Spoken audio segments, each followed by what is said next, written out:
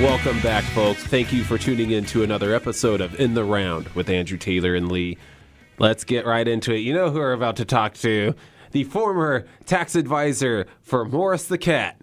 Lee, how you doing today? Meow, meow, meow, and put all your holdings into cat food. Meow Mix. Buy Meow Mix. Buy high. Buy low. Morris is 9 lives. Come on. Oh, shoot. Yeah.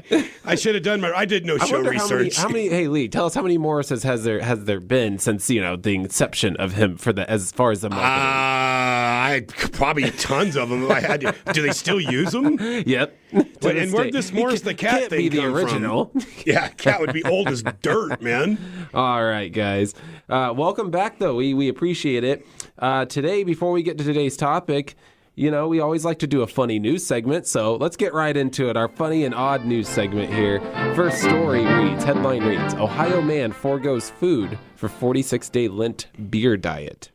Oh, my goodness. This sounds pretty crazy. February 19th, an Ohio man is marking the Christian tradition of Lent by giving up solid foods for 46 days and getting the majority of his food from beer. Yeah, that's going to, at the end of those 46 days, you know where you're going to need to be next, right? The hospital. Yeah, probably rehab. Or that, yeah. So Dell Hall of Cincinnati said his Lent diet includes only beer, water, black coffee, and herbal tea. And as of Friday, his morning weigh-in, day 3 of his diet, he was down 5.5 pounds. Oh, yeah, he'll dump all kinds of weight, man, doing that. So he only has about 3 to 5 beers a day, and it's not like he's drinking it constantly. Oh, okay. Yeah, that'd be pretty crazy. He's just drunk all the time. That'd be hard to do, right? man. Bloated and all. You get I past like the beer, point, man, but... Well, yeah, it would be like, how do you've got to have some kind of solid food, Yeah, and he said if you eat your standard diet, it gets boring, and you don't eat the same thing every day, So, I don't know. That's weird. I don't know how I feel about this, man. Well, I don't think you could do it easily. He successfully completed Lent beer diets in 2009 and 2020. Or 2019 and 2020, and each time noticing the health benefits of the experience. He said he lost about 40 to 50 pounds both years, and he noticed his blood pressure and cholesterol improved. Well, yeah, I guess it would, man. I don't know how I guess you'd be okay. I don't know what kind of properties beer has in it that would constitute as like protein and stuff like that. Yeah. But if you were supplementing it, because people do it, they go on all liquid diets, man. So the next story we have here. Well, a lot of people go on liquid diets. It's called cocaine addicts. Wow, that's called the Colombian diet. Yeah. The yayo diet? Yeah, the real Colombian diet doesn't have anything to do with cocaine. Yeah. It's just what you do is you pay some Colombians to kidnap you and not feed you. All right, the next story here comes out of California, and This is pretty interesting because you remember the Phoenix Lights incident out here. Oh, right? I've heard about it. Yeah, it was a big deal here. Exactly, and we living in Nevada always heard kind of the UFO stuff. Yeah, the Area 51 blah, blah, blah. And all the hoopla that comes along with it. So this is an interesting story. And headline reads: Mysterious lights in California sky were SpaceX satellites. So check this out. You know SpaceX? Yeah, Elon Musk, the rocket guy, yeah. February 18th, a string of mysterious lights that set social media ablaze when they were spotted in the pre-dawn sky over California's Bay Area were revealed to be the result of a recent SpaceX launch. So Twitter users went nuts on early Thursday morning, showing the lights that were spotted over the Bay Area around 5:30 in the morning. Theories included UFOs and other paranormal phenomenon, of course, yeah. Absolutely. So the cause of the lights turned out to be something far more terrestrial in origin. The 60 Starlink satellites launched into the atmosphere by SpaceX Starlink rocket 2 days earlier.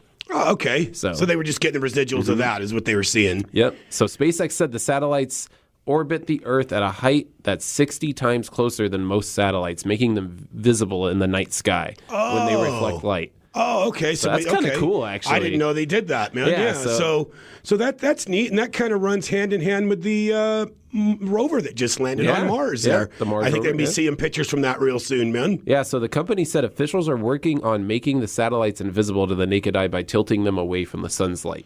So people don't see. I wonder why they don't want them to be seen. Oh, I don't know. Probably, all kinds of different issues, you know, maybe it's performance-wise or something. Maybe they're afraid somebody will shoot them down or something. Yeah, I would imagine that would have to be part of it. You got to think they probably go the circumference of the Earth, so they probably go over some stop that people probably don't want to be looked at. Yeah. Not so chill. Yeah, I know in espionage books and stuff that I've read, one of the big things that spies like to do is to figure out how to track our satellites. Oh, absolutely. So they can know when we're looking at them. Yeah. Absolutely. Interesting stuff. Oh, here's a feel-good story for you. Our next headline reads, Cat credited with saving Oregon family from dangerous gas leak. So check this out. On February 17th, an Oregon family was rescued, an Oregon family's rescue cat, the rescue cat rescued the family. Well, that he's repaying the favor. Is being praised as a hero by her family after alerting the humans in the house to a gas leak that could have become dangerous. So Sandy Martin said she was playing at her Lake Oswego home with Lily, the cat. I have a cat named Lily, too. Lily. The cat she recently adopted from Cat Adoption Team in Sherwood when the feline started sniffing at a fireplace valve in a way that struck Martin as unusual.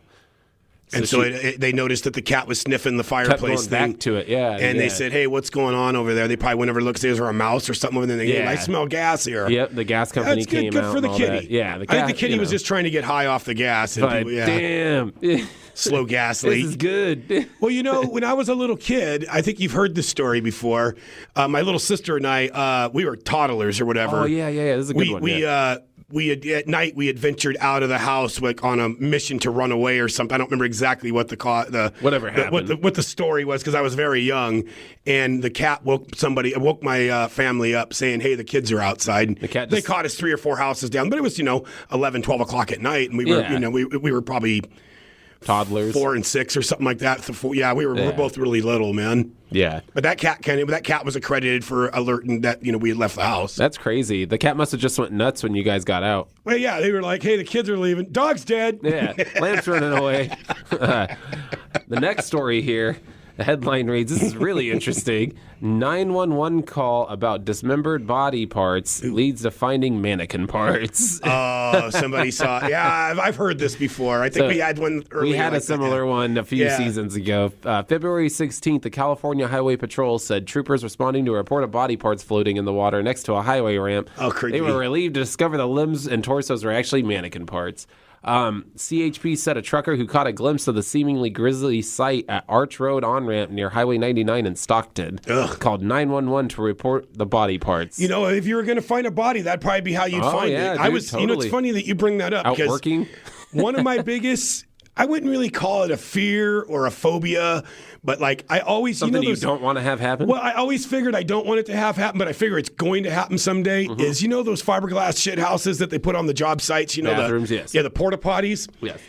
For some reason, I always think I'm going to open a door on one of those things and there's going to be a dead guy in there. Oh, man. That would be terrible. I don't know why. I just always think I know I'm going to see that, because...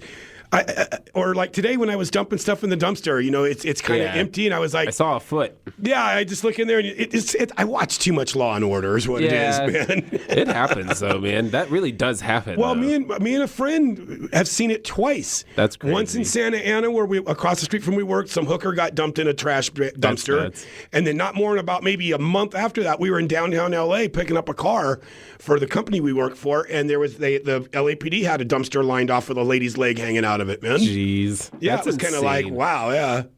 Yeah. Well, on to a better story here. Or, someday we'll do a show of nothing about people in dumpsters. Right. Good. Oscar the Grouch, you're first. I live in a dumpster, man. The first one, this next story reads, late businessman's dog inherits $5 million.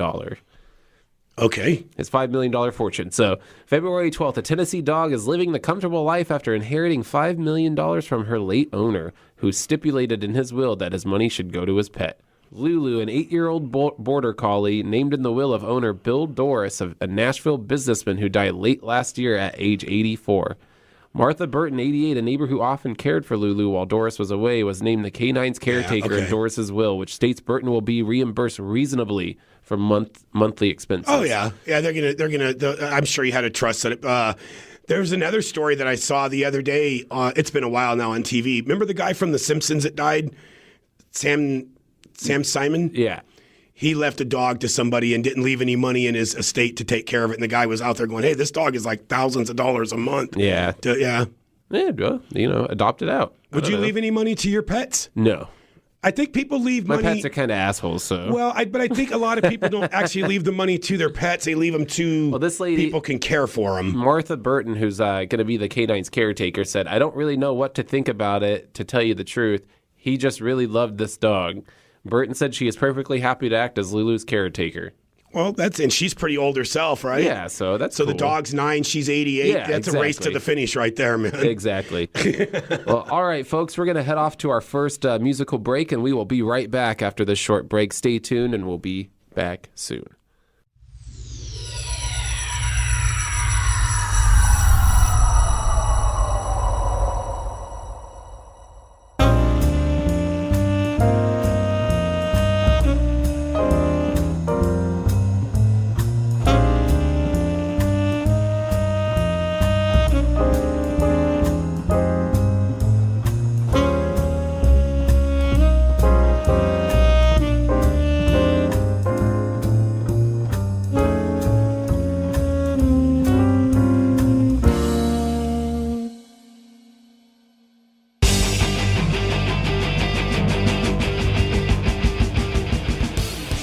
Welcome back, ladies and gentlemen, and thank you for hanging in through that short musical break. We hope you enjoyed it. Let's get right into the Just the Facts segment today. And to intro today's topic, we're going to include Just the Facts segment on it with it today. And you obviously saw today's title. It's called Burgers, a Global Love Affair.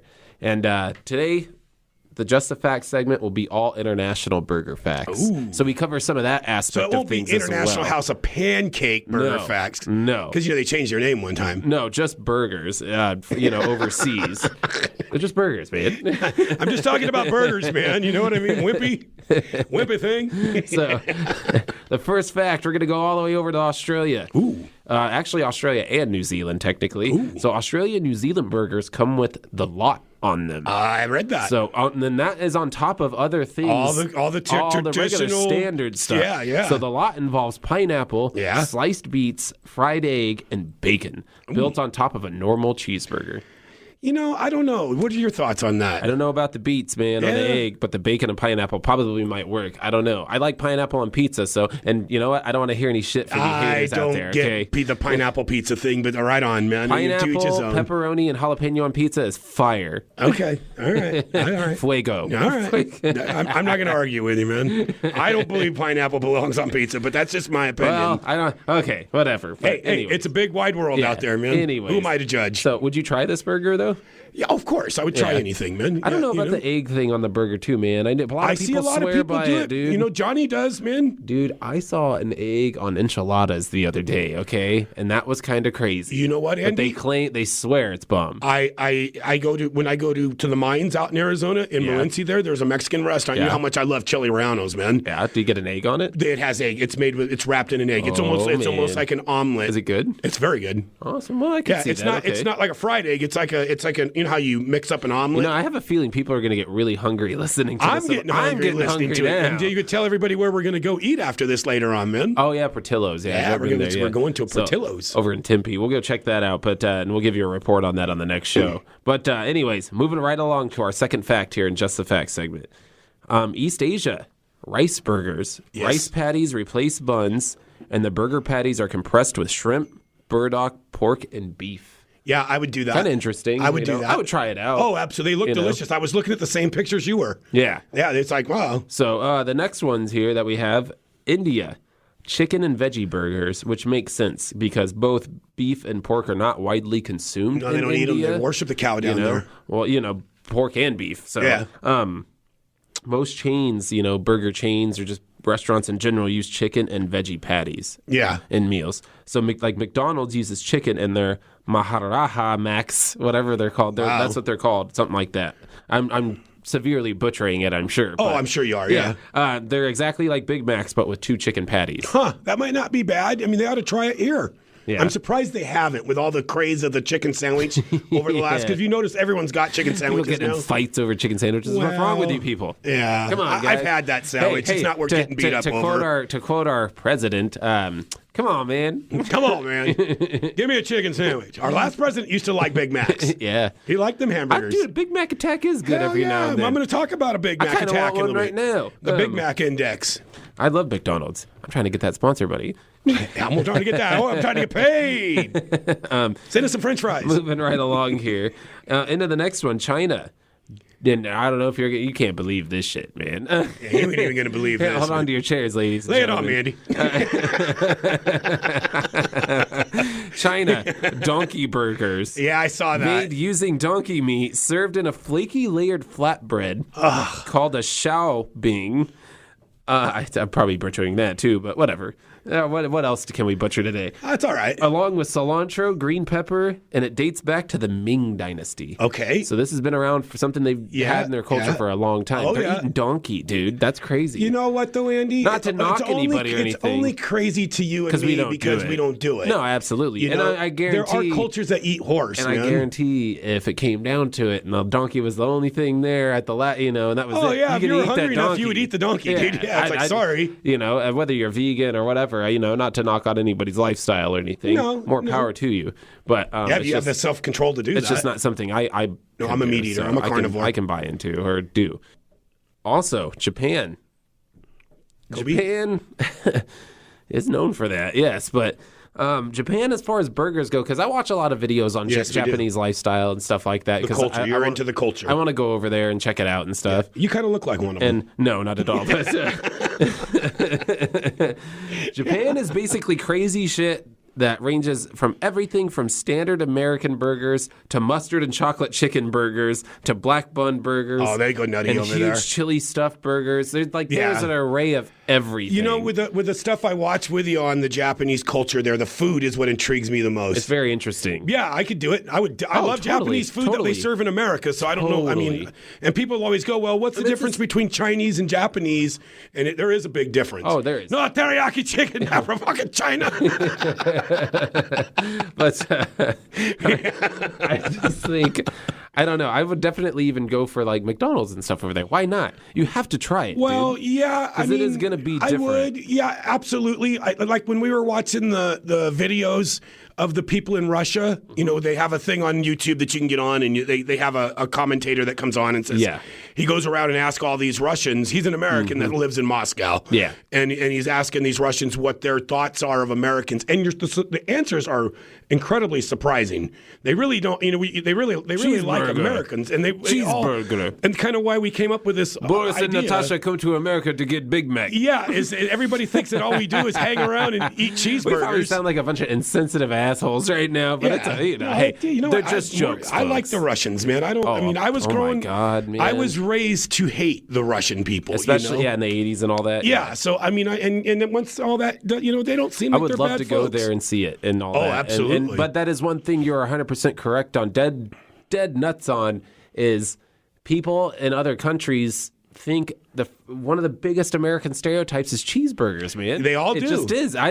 Cheese or hamburgers, whatever you want to call it. All the shows that we watched, the first thing, like in Norway, in Russia, first thing they said. In Sweden, they all say, what are your thoughts? What do you think about Americans? What do you think Americans really like? They're like, cheeseburgers. Now, before we jump too far into this, we're gonna let Lee is gonna take over the reins for most of the show for the first time. So it'll be good. No, it'll be awesome. Yeah. So hang with us through this next musical break. We'll be back. It's a short break. Hang with us, folks. Stay tuned.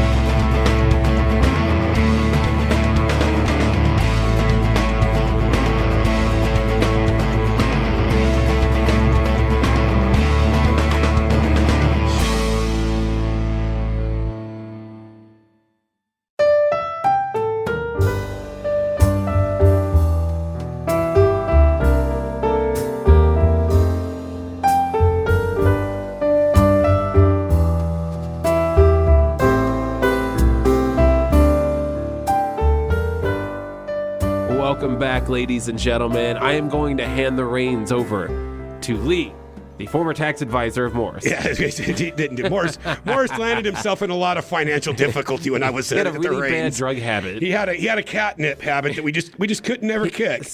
Before we get into our topic of the day, which is hamburgers, obviously. It's the name of the episode is Burgers, a global love affair. A global love affair. By yours truly. I named it. Yes. I named her. This is his brainchild. I wanted to take a second and have a somber moment for a loss of probably one of the greatest radio icons that have ever lived, and I'm a personal fan. I believe Andrew is a personal fan of Mr. Rush Limbaugh, who passed away last week at the age of 70.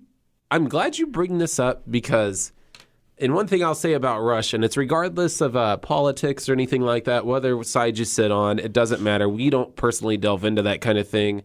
But what I will say about Rush, and I said this about Larry King when he passed, and I say it about a lot of people.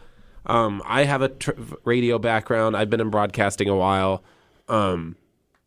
Rush paved the way for talk radio in a way. He kind of saved talk radio in a way, for sure. And doing a long form show and all that stuff. People were doing it before him, but I mean, Rush, regardless of you like him or not, man, he's a legend in broadcasting, and you cannot deny him that. And he was one. I haven't listened in complete transparency or honesty. I haven't really listened to much talk radio for the last year or so. Yeah. Just because I just got so tired of politics, and Absolutely.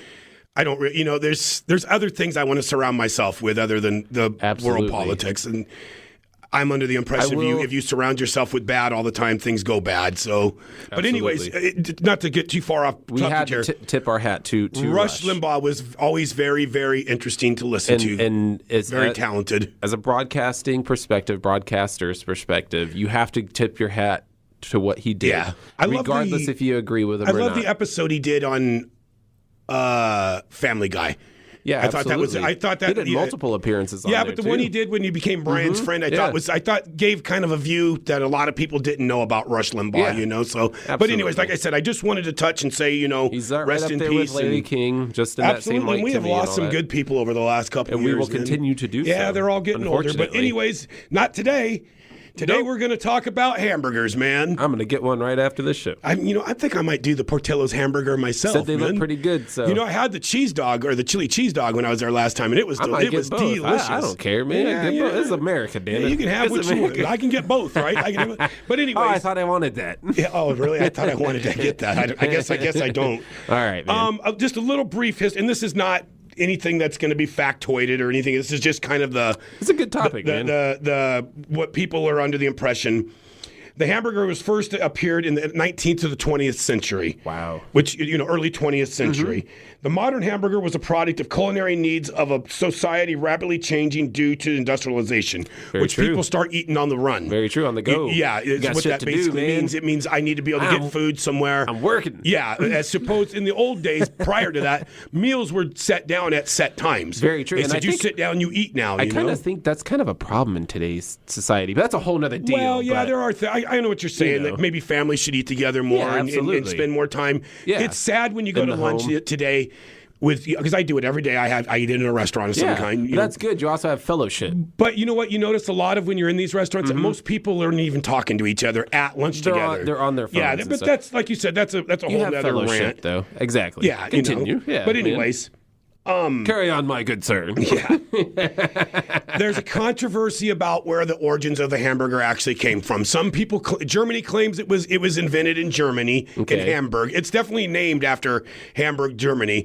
But there are also people that are claiming. But there's also people that claim that the Germans who migrated to America actually brought the hamburger to America. That makes sense. But there's also people that claim that the hamburger was actually invented in America. We were the ones that started. We always do that. Well, there's some truth to that. The theories, if you read them, I'm not going to go into both of them because it's too long. But if you look at, they both make a strong case to where they're like, no, this is actually what happened here. I seem to have forgotten everything before 1945. Yeah.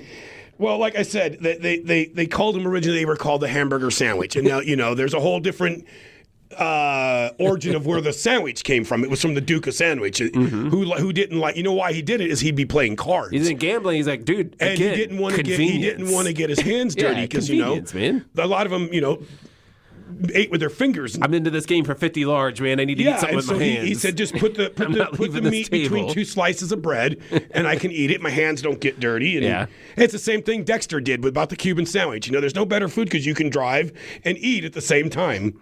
You ever eat a hamburger while you're driving down the road? Cubans can get messy, though, too, the Cuban sandwiches. Well, according to him, they don't. You have to take that up with Dexter, man. But anyways, the hamburger's popularity globally came about in the the 1900s. Yeah, the late 1800s, 1900s, when they start actually selling them at the World's Fairs. Oh, totally, and stuff like that. And a lot of people say there was another thing at one of the New York World's Fairs is that they ran out of the meat that they usually made these beef sandwiches out of. It's pulled beef or whatever. The vendor had Crusty none left. Burgers. So they basically took and said, "Hey, look, we have this chip stuff. Try this ground up chuck. Yeah. Try frying that all together and put it in." They managed, and it got great reviews, and they went on down the road. Man. Dude, man, I'm hankering for a burger here. Doesn't it sound good now?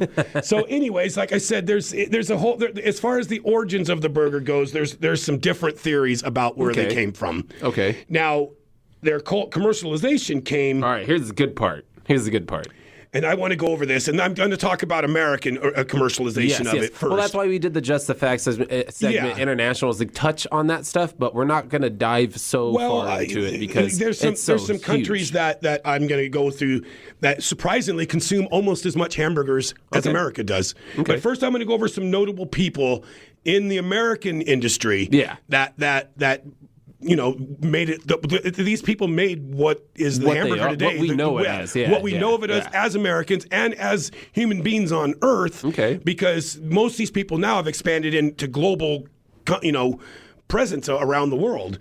But the first one, this was interesting, and this guy is named Edgar Ingram. Okay. I didn't know this.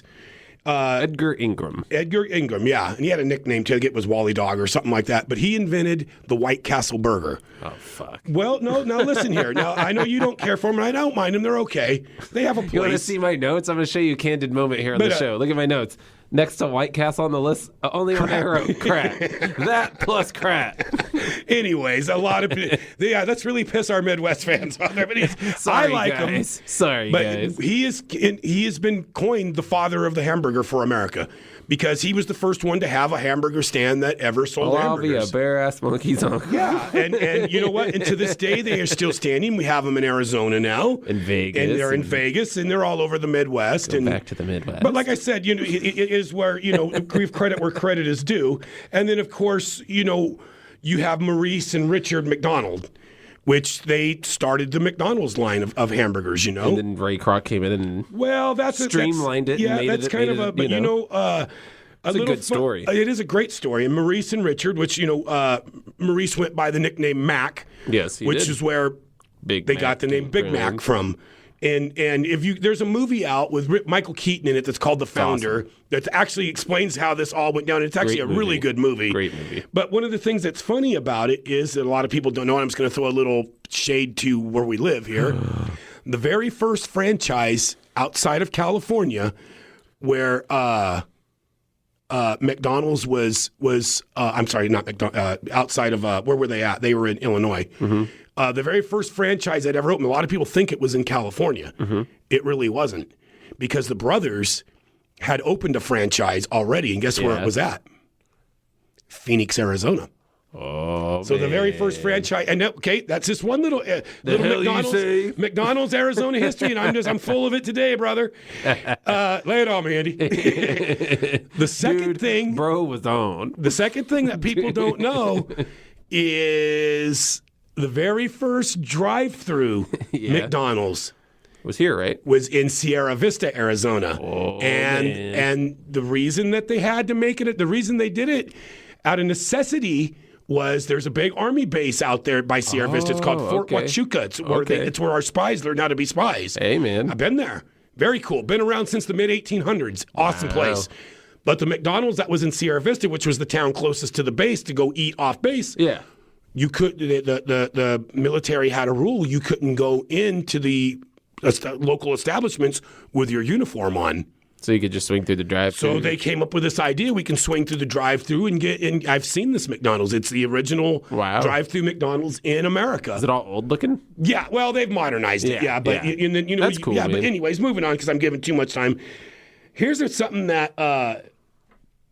You know, you hear a lot of stories about the beginning of McDonald's or the beginning of In-N-Out or you know, there's these kind of characters that but you know what? A lot of people don't realize where Burger King came from. Delicious. Love Burger King. I love all burgers, but believe it or not, Burger King was started by a guy by the name of Keith Kramer and his wife's uncle Matthew Burns. Okay. And you know where it was? You know, it was made. It was opened. His first Burger King opened up as a Burger King in 1953. And you know where it's from? I never knew this. Los Angeles? Nope. What? Jacksonville, Florida. Oh, that makes sense. Is where they started at. That's cool, man. And then they became the conglomerate that is now Burger King, which is part of Tim Hortons, and that's cool. It's owned by a big food conglomerate now. Yeah. That brings us down to another one this is something I did not know here. And I'm just doing some of the bigger burger stands. I know everybody's got their favorite smaller ones, your Shake Shacks and your Steak and Shakes. And they're all good. Culver's, they're all good places. Robert Peterson, in 1951, opened up in San Diego the very first Jack in the Box. And I was going to touch on this, okay, on my list, because I go to Jack in the Box. You love Jack in the Box. You know, yeah. Who doesn't? Yeah, I mean, dude, my thing with Jack in the Box is when you get good tacos, they're good awesome. Cheap tacos, they're spot on, man. And the Jumbo Jack with cheese Have is you usually ever spot on. ventured off the menu and got anything other than Spicy chicken sandwiches aren't bad. Okay, because I've never done it. I've done in my whole life. The sourdough Jack's not bad. But you're thinking of Jack in the Box, though, because it's fast food and all that. It's still fine. Yeah, but I've never had like a teriyaki bowl there or nothing. I've had people like with me order those and stuff. I've always got the same thing. Stuff, but it's always been a Jumbo Jack with cheese and 2 tacos. That's what I usually get.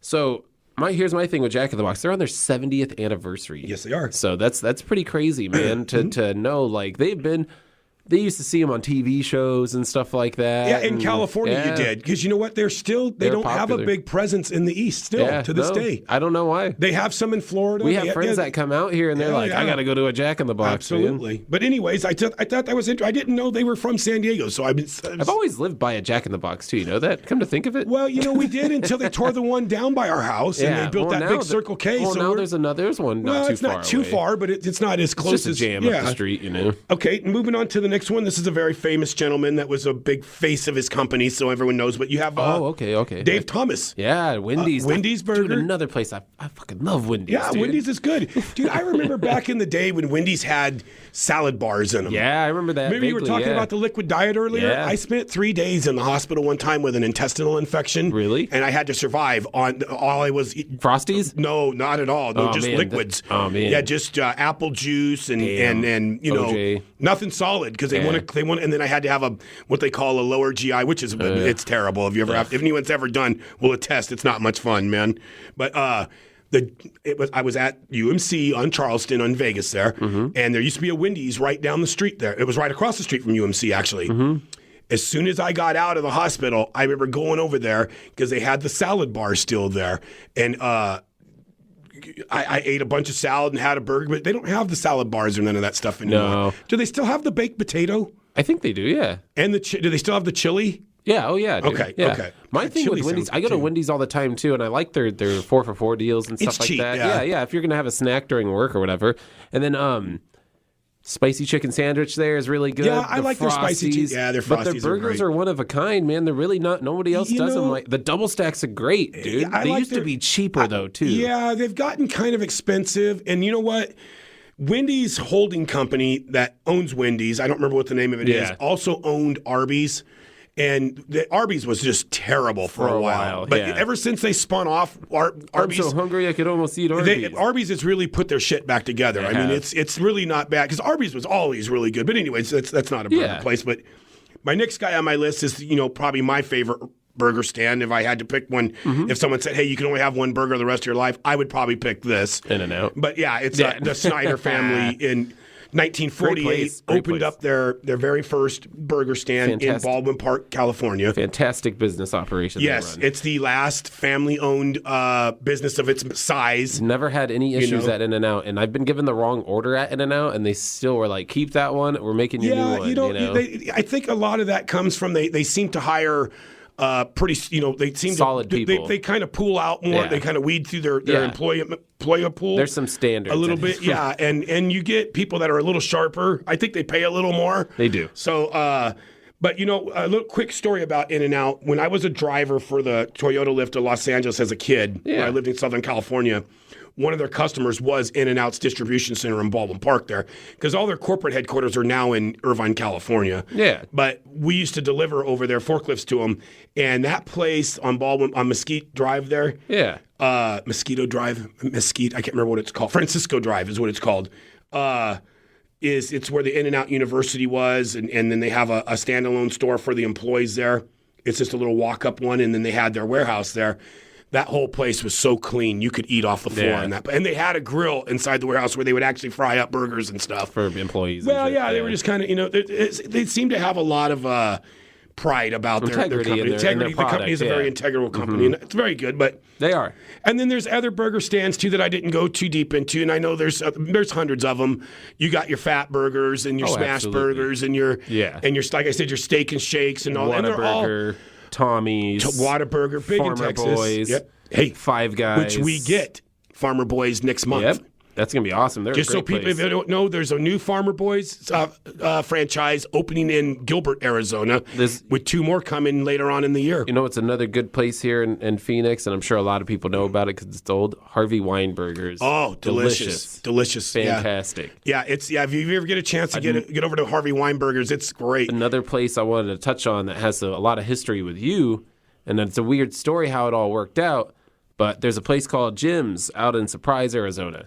Jim's Burgers. It's actually called Jim's Burgers and Eggs. Yes. So, but they're basically an extension of the Jim's Burgers that you grew up with in Los Angeles. Yeah, for people that are from LA that might, or people that aren't from LA might not know this. There was a chain of. In the way these all came about, just so you know, is after World War II, when the GIs returned home from the theaters that they were fighting in, be it the European theater or the Pacific theater. When they got back into the States, we had come through a recession and we were coming out of a war that lasted, I think World War II lasted 5 or 6 years, And so when these GIs came back, they were able to qualify. A lot of them were able to qualify for a GI Bill or a loan. Business loan. Yeah, and at the time, the western part of the country was not as developed as the eastern part. Oh, no. So they were urging people to move to states like California, New Mexico, Arizona. Come out here and populate this place. Make suburbs out of the big cities, exactly is what they wanted to do. And that's how we ended up with places like Whittier and La Mirada and places like that. And what a lot of these people did is they borrowed money from the government at very low interest rates, if any, and they started little roadside restaurants to travel along these highways that were being built that were interconnecting the whole country, So that's where you got like a lot of your Jim's Burgers and your well, to give you an example, Harry Snyder, Carl Karcher, and I can't remember the cat's name that started Farmer Boys, were all buddies. So they would have they set up a cruise night where they would cruise from Baldwin Park to Anaheim, where Carl Karcher had his burger stand, and then wherever, I can't remember the city that Farmer Boys is from, but it's in that neck of the woods. And they would make this thing, and they were all friends, and they started these burger stands, and they all, just a real quick little history here.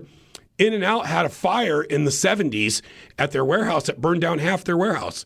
So to continue working on, Carl Karcher said, look, you can distribute your product out of my warehouse in Anaheim, in Orange County here, and that way you can stay. It was after Henry Snyder had passed on and Esther Snyder was running the company and her son. And it's like I said, I don't want to get too far into the In-N-Out history because it is an excellent history. There's a book called From Behind the Counter that you need to read. We could always do that on another show. If you're interested in hearing about it. But moving on here, like I said, I don't want to leave out anybody's favorite stand. And if you have some that you feel I didn't leave out, let us know. Yeah, and then, now moving on here, I put some countries here together that, when you think of about cheeseburgers and all that stuff, you think of America. You think of baseball, you think of cheeseburgers, you think of apple pie, Chevrolet or whatever you want to call it. Yeah. And but you know what? There are countries that consume almost as much cheeseburgers per capita. Now, take into consideration these countries aren't nowhere nearly as populated as the United States of America is, but number one is the closest to America for consumption per capita for ground beef and what they would call cheeseburgers, hamburgers. Yeah. Germany. Okay. Which makes sense because I get you. I bet you can get some good burgers in Germany. Oh, totally. You know what I mean? Because German food and American food, other than what it's called, is Not really, too far off. really close, man. Number two, guess you probably won't believe this one. What's that? Greece. Now think about it for a second, Andy. Euros All the good burger and stands stuff that like you've that. ever been in are owned by Greeks. Yeah, typically. usually, yeah. They're usually, Especially in Los Angeles. Yeah, so it's kind of neat. Third, which I thought was Serbia. Okay. Big butt burger population over there. This kind of blew me away too because they were so high up on the list, being in the top 5 here of burger consumption. Because you wouldn't think this. The United Kingdom. No, I can see England that too. Yeah. See, I always thought English ate like fish and chips and because they meat have, pies they and have stuff. all the same stuff we have too. Yeah, but so it's got to be. You know what's odd is I wonder, and I'm sure it exists. Like, do you go over to England and do they have their version of a fast food place maybe called, not like our McDonald's? I know they have McDonald's there and Coca-Cola and all our products, But a similar version. But do you think like there was English people, and I'm sure there was, that said, hey, we're not going to go to McDonald's, come to a country-owned one, like, I'm sure there is. McScuffily Pants or something like that. There's one of those in, what was it, Russia or whatever? Oh, yeah. Yeah, Oh, they, yeah. they compete directly with McDonald's. And there are McDonald's in Russia. Oh, yeah. So, and then right underneath the United Kingdom, Spain. Okay. Is another country that's big on, and I'm assuming it's because of the American product, the iconic American products they can probably sell a lot over of there. it is too. Yeah. With most things, I would assume, with And other countries. You know what? I think probably in these other countries where our Burger Kings and our KFCs and our Subways that do really well is because of the tourists that go over there. Yeah. They go over there and you probably, because if you ever travel to another country, after a few days of eating, their stuff, you kind of start missing your own stuff. I want a Whopper or something. Yeah. Exactly. Like if you spend time in Mexico, and Mexican food is awesome. It's different than it is in America. Yeah. There's not nearly the cheese and all that stuff that they do with absolutely. it. We've Americanized all that stuff. Totally. But after a while, I think that's probably why those restaurants do so well overseas. And then underneath Spain for cheeseburger consumption, Japan. Makes sense. There's a lot of people too. Yeah, not to mention the fact that the Japanese love American culture. They do. And they have all the same stuff that we have, but they also do a lot of other crazy stuff. Oh yeah, there. because they have their ancient culture that they have to abide by. And they always do some futuristic shit. I was watching them make they're this very progressive. I was watching them make this burger the other day while I was at work. Yeah, I got time to watch people make cheeseburgers. Yeah, that's what I do at work. Sorry. But anyways, they were making these ground beef patties, and they were putting all kinds of chili and onion in them. And then on the inside, they were stuffing it full of actual meat chili, like ground beef chili. They were putting green chilies, onions in it. Wow, that actually sounds good. It was crazy, dude. This thing was huge. Exactly, man. I'm getting pretty hungry myself. Well, I mean, just to kind of wrap it up, I know we didn't do a very informative one on it, but we wanted to covered a lot of throw out a different little stuff. thing. And you know what? Part of our show is you're not going to learn everything from us, so go out and read a damn book yourself, man. Yeah, it should motivate you. Yeah, to I'm go not going out to sit here and educate you, man. I'm just giving you some ideas of something to look at, man. Yeah, to go out and try some of these places. Yeah, and that's another thing. Yeah, what's that? Go ahead. You need to, it's something in life that you need to do is if you haven't tried something like, especially in the culinary end of stuff, don't be a picky pricky. Yeah. Go out there and even if it's a little bit out of your comfort zone, give it a try, man. Yeah. You never know. And you know what? If you can, try to buy locally. Yeah, that's true. Especially in these times. And I know a lot of people say, well, McDonald's or whatever. Yeah. Most of those locations are owned by local people. They're franchisees, yeah. Yep. So I mean, there's no shame in going to a chain of places because most of them, all of them have people that live here that work here, and or work there that live here. So I mean, but you know what? When you do get a chance, try to make it a point in your life a couple times a week to go out and say, you know what, I'm going to go try this burger stand or this falafel stand or something that's owned by a guy that lives in Scottsdale or Phoenix or Tempe or something. Barbecue place the same way. Another thing, too, you can do is with shows like these, it's always opinions and stuff. Absolutely. Voice yours, man. Get a hold of us on social media. Follow us on Facebook. Just be nice about it. Follow us on Facebook at In the Round AZ, and And then follow me on Instagram at Andrew Taylor Radio, and you can find Lee on Facebook at Lee Tonin. You got anything else to add to this for the day? No, other than the fact that this show has made me hungry. Very hungry. Let's get out of here and get something to eat. You folks take care of yourself, take care of your friends and family. We will see you next time. Tune in to us every weekend on any podcast platform. We are on all of them, man. Get us out there, check us out. Also, we are on YouTube. Check us out on YouTube. Full episodes get posted there every weekend. Also special clips, stuff like that. Just follow us, man. Get us out there. We're also going to be having some new stuff launch here in the next couple of months as far as merchandise, T-shirts, all kinds of stuff. So looking forward to it. And then when we can get back to live events, we plan on doing the show live from some different spots here in Arizona. So check us out, man. Thank you for tuning in. Have a great night, and we'll see you next time. Take care, folks.